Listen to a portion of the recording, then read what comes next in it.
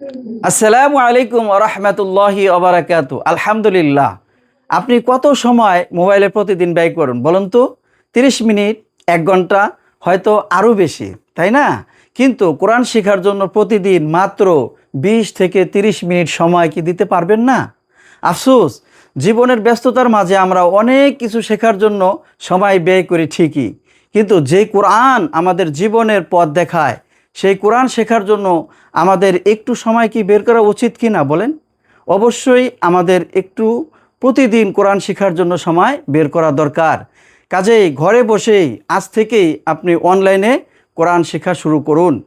আমাদের আলহামদুলিল্লাহ আল হেদায়া ফাউন্ডেশনের উদ্যোগে কোরআন শেখার অনলাইনে ঘরে বসে কোরআন শেখার যে কার্যক্রম আছে, এই কার্যক্রমে আপনি যুক্ত হতে আমাদের এই ভিডিওর কমেন্ট সেকশনে আপনি যোগাযোগ করুন। জাযাকুমুল্লাহ খায়র। আলহামদুলিল্লাহ আজকেও আমরা প্রতিদিনের ন্যায় কয়েকটি হরফ মস্ক করি ইনশাআল্লাহ। আজকে আমরা আরবি 29 হরফের মধ্যে যে প্রথম 4টি হরফ ছিল গতকাল ক্লাসে আমরা পড়েছিলাম, সেটা কি? আলিফ, মিম, ত, জ। আজকে পড়বো আমরা 2 নম্বরে 5 হরফ। 2 নম্বরে কয়টি হরফ? 5টি হরফ। প্রথম হরফের নাম বা। বা, বায়ের মাখরাজ কোথা থেকে? বা হলো ঠোঁটের বীজা অংশ থেকে উচ্চারিত হয়। ভিতরে যে বীজা অংশ, সেই বীজা অংশ থেকে বা উচ্চারিত হয়। কিভাবে? বা। বা, মাশাআল্লাহ। তার পরের হরফের নাম কি? তা।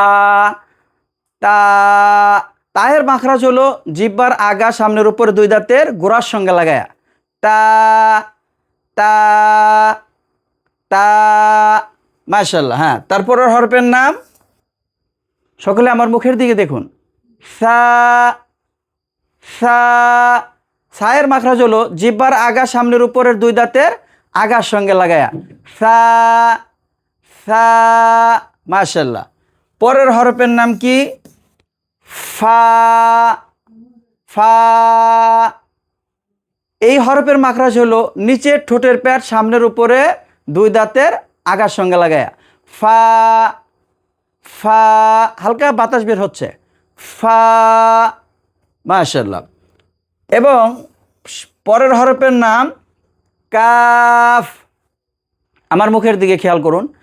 কাফ, কাফের মাখরাজ হলো জিহ্বার গোড়া থেকে একটু আগে বাড়িয়ে তার বরাবর উপরের তালুর সঙ্গে লাগায়া মধ্যখান পেঁচানো।